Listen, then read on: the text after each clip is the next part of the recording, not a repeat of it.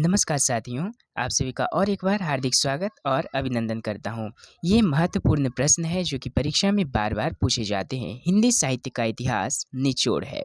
ये PG entrance के लिए भी महत्वपूर्ण है और आप बीएड, पीएचडी के लिए भी इसे पढ़ सकते हैं। चलिए शुरू करते हैं।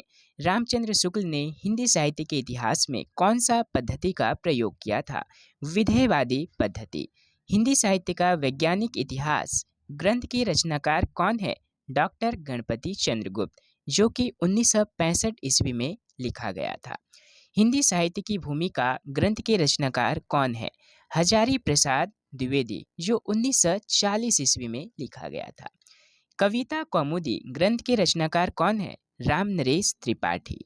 आदिकाल को वीर गाथा काल नाम किसने दिया है? रामचंद्र शुक्ल ने। आदिकाल की दीर्घ परंपरा के बीच 150 वर्ष के भीतर रचना की किसी विशेष प्रवृत्ति का निश्चय नहीं होता है। यह कथन किसका है? यह कथन रामचंद्र शुक्ल जी का है। महासुखवाद का संबंध किस धर्म से है? महासुखवाद का संबंध जो है बौद्ध धर्म से है। सिद्धों ने कौन सा भाषा शैली का प्रयोग किया था? संधा भाषा शैली।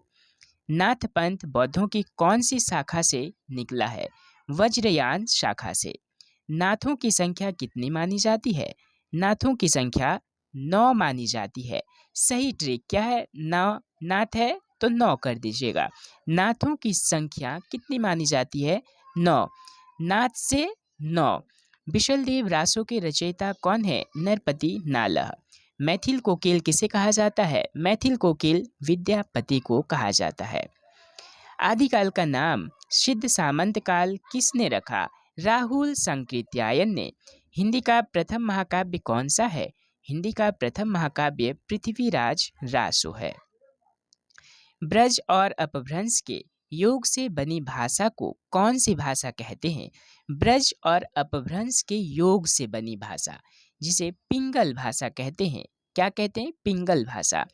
राजस्थानी और अपभ्रंश के योग से बनी भाषा को क्या कहते हैं? डिंगल भाषा कहते हैं। राजस्थानी और अपभ्रंश के योग से डिंगल भाषा कहते हैं और ब्रज और अपभ्रंश के योग से बनी भाषा को पिंगल भाषा कहते हैं। राहुल संकृत्यायन के अनुसार हिंदी का प्रथम कवि कौन है? सरहप्पा। उस समय जैसे गाथा कहने से प्रकृत का बोध होता था, वैसे ही दोहा या दुहा कहने से अपभ्रंश का पद समझा जाता था। यह कथन किसका है? रामचंद्र शुक्ल जी का है। प्रकृत पैंगलम में किन कवियों की रचना मिलती है? अर्थात किन किन कवियों की रचना मिलती है प्रकृत पैंगलम में? विद्याधर, सारंगधर, जज्जल और बब्बर की रचना मिलती है। प्रकृत पैंगलम में इन सभी कवियों की रचना मिलती है। ये बहुत ही महत्वपूर्ण प्रश्न है दोस्तों। इन कवियों का नाम आप जरूर याद रखिएगा। प्रकृत का पाणिनि किसे कहा जाता है? हेमचंद्र को। दोहा कोश के रचयिता कौन है? सरहप्पा। खालिक बारी किसकी रचना है? अमीर खुसरो की। उक्ति व्यक्ति प्रकरण के रचनाकार कौन है? दामोदर शर्मा। ये जो मैं पढ़ रहा हूँ दोस्तों, ये बहुत ही महत्वपूर्ण प्रश्न है। प्रश्न पत्र के आधार पे बनाया गया है। आप इसे जरूर अच्छे से पढ़िए, इग्नोर ना करें, क्योंकि अगर सिलेबस आपका कंप्लीट नहीं हुआ है, क्वेश्चन भी अगर आप प्रीवियस ईयर के क्वेश्चन पेपर और इस क्वेश्चन को अगर सॉल्व करते हैं, आप अच्छा स्कोर लाएंगे। कबीर की अपेक्षा खुसरो का ध्यान बोलचाल की भाषा की ओर अधिक था। यह कथन किनका है? रामचंद्र शुक्ल जी का है। भक्ति आंदोलन एक जातीय और जनवादी आंदोलन है। यह कथन किसका है? रामविलास शर्मा जी की। दोस्तों, कथन पे आप ज़्यादा ध्यान दीजिएगा, क्योंकि कथन संबंधित प्रश्न जो है 5 या 6 प्रश्न पूछे जाते हैं बीएचडी में। द्वैतवाद के प्रवर्तक कौन है? द्वैतवाद के प्रवर्तक हैं मध्वाचार्य। यहाँ पे थोड़ा सा स्पेलिंग मिस्टेक हो गया है। द्वैतवाद के प्रवर्तक हैं मध्वाचार्य। भक्ति आंदोलन भारतीय चिंताधारा का स्वाभाविक विकास है। यह कथन किसका है? हजारी प्रसाद द्विवेदी का है। नानक वाणी के संपादक कौन है? नानक वाणी के संपादक जयराम मिश्र है।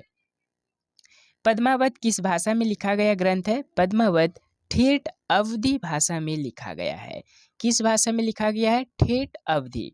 तुलसीदास के कुल कितने प्रमाणिक ग्रंथ हैं? तुलसीदास के 12 प्रामाणिक ग्रंथ है।